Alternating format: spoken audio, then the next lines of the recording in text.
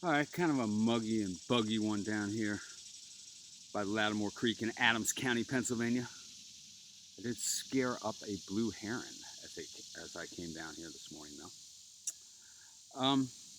All right, I'm just going to talk about and I guess read my Splice Today column on the first night of the CNN debates, the second round for this campaign.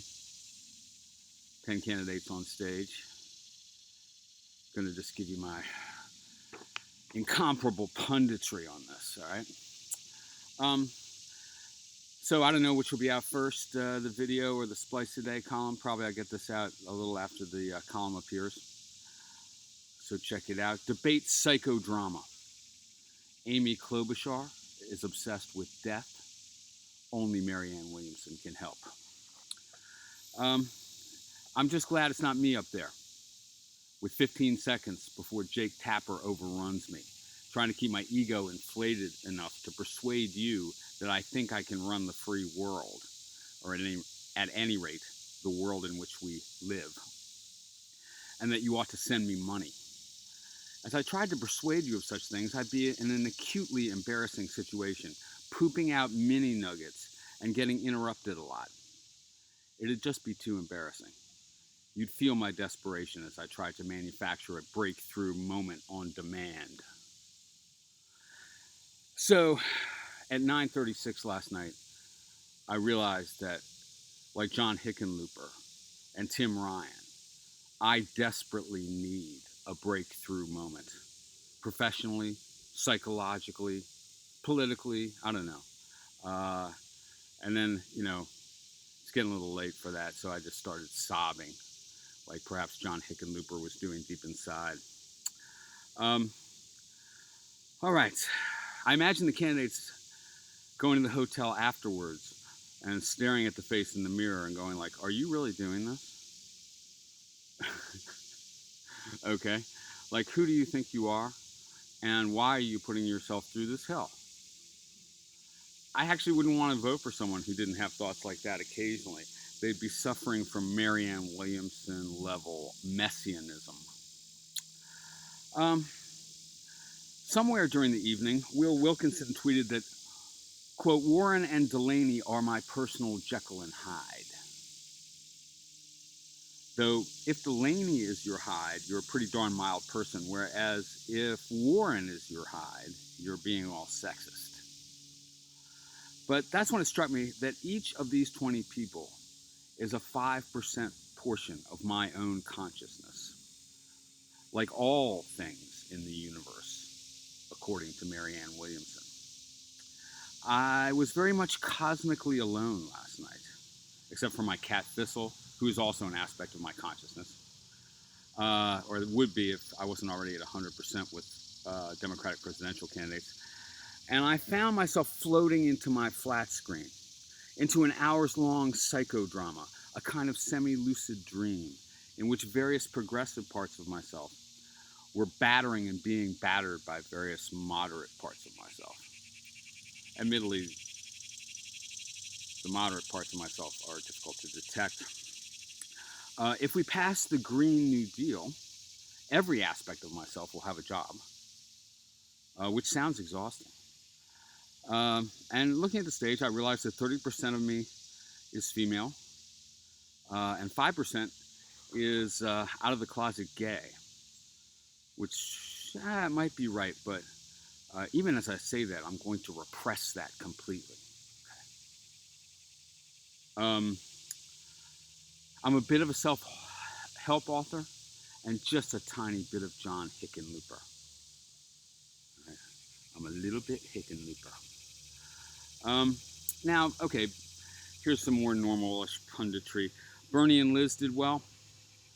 They made fewer bizarre verbal mistakes than average, got closer to competent English syntax, seemed less rattled than most, though I'm always a bit concerned that Bernie is going to blow. Okay, meanwhile, we got farm equipment coming by, which is quite typical here. It's a spray rig. I live in orchard country and they just spray nonstop. All right, where the hell was I? Okay. The Green New Deal is going over great with Democratic audiences to the point where if you don't guarantee everyone a job or call for $20 trillion to fight climate change, you're just rehearsing Republican talking points. At any rate, none of the people in the moderate lane particularly distinguished themselves last night, I feel. A few maybe held their own. Now, Amy Klobuchar appears to be the portion of my consciousness which is death bent, my very own personal thanatos.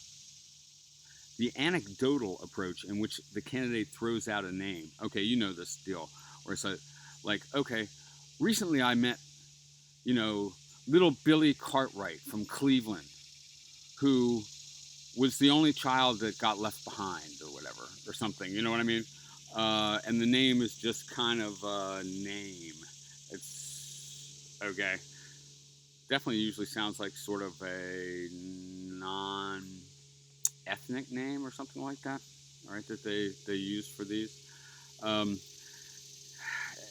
Klobuchar brought that out over and over again last night, and it just does not work for the 15-second chunks, all right? Okay, it's always, but plus that approach has always seemed particularly manipulative, disingenuous, or just using people and shit, if there are real people that are being talked about. But it's been going on for decades because it worked for Bill Clinton. It seemed to. Klobuchar took it to the next level last night until it almost seemed that talking to Amy Klobuchar is just fatal. And as death approaches, her syntax breaks down almost to Biden-esque levels. So let's try a few examples. She did this 3 times at least. I got this by searching the word die in the transcript. So she said this: I've got my friend Nicole out there whose son was actually died trying to ration his insulin as a restaurant manager. And he died because he didn't have enough money to pay for it. Or there's this exchange between Klobuchar and Don Lemon. Klobuchar: we understand when little 6-year-old boy died, Stephen Romero, who when his dad said he's only 6, all I can. Lemon: thank you, Senator. Klobuchar: say is he's 6 years old. Lemon: Mayor Buttigieg, please respond. Like, she doesn't get, okay, so like all she got out in his anecdotes was, they died. I want to tell you about X who died.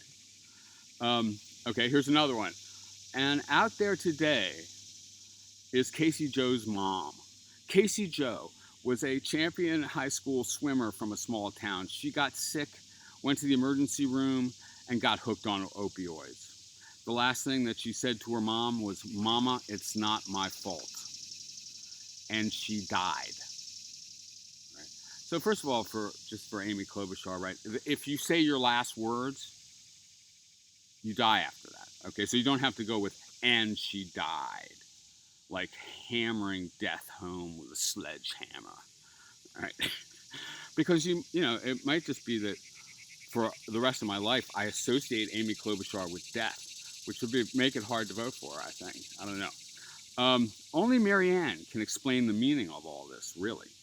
And you're just going to have to ditch the alleged names and personal anecdotes when Lemon's giving you 15 seconds, or else you just keep cutting to the end, and they all died, which might be her climate change plan, too. I don't know. Okay, a few quick assessments. Delaney kind of got his clock cleaned by Warren. Bullock started strong, but it devolved into vague confusion. Tim Ryan picked up some speed as he went along, and I'd like to hear more about biological farming in relation to climate change and so on from someone from Ohio. I'd like to see more of that kind of thing around here, like I say, as the spray rig rolls by. Okay.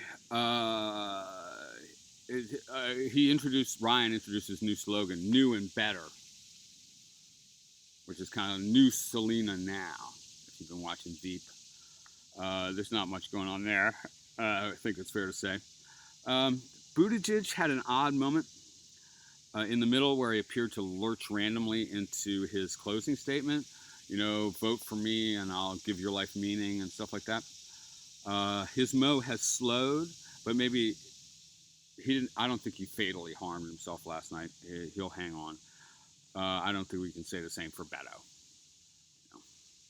Um, Now it's amazing how well Marianne Williamson did on Twitter. I was just reading like she's winning, she's won, like she's kicking ass, like etc. all night. All right. Um, and I see why. She runs a little deeper than most American politicians do about the meaning of politics, or any American politicians. Her positions hang together better than anyone's, appearing to emerge from a deeper source. She might have tipped me over the edge into supporting reparations. I've been kind of rethinking my skepticism on that a little bit. I'm like, want to think about that now. Anyway, however, not that it matters what I think, I guess. However, that Marianne Williamson's Course in Miracles type belief system, whole worldview, is extremely unlikely to be true, I feel. The solution, says Williamson, quote, will emerge from something I'm the one who's qualified to bring forth, which is nicely complex. And, Amy Klobuchar, Joe Biden couldn't squeeze that out that coherently. But it seems to betray a little bit of the I alone can fix it Trump-style self-aggrandizement. On the other hand, I don't know that anyone else can fix this stuff either. The best moment, I think, belonged to Warren, who dealt with electability in a notably rational way. Quote, I remember when people said Barack Obama couldn't get elected. Shoot. Isn't that sweet? Like, shoot. I remember when people said Donald Trump couldn't get elected. But here's where we are. I get it. There is a lot at stake, and people are scared. But we can't choose a candidate we don't believe in just because we're too scared to do anything else. And we can't ask other people to vote for a candidate we don't believe in.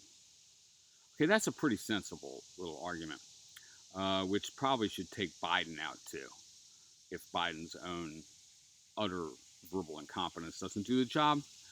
But I just wish these people would stop saying, I get it, as though they're desperately trying to catch up with the joke all the time, right?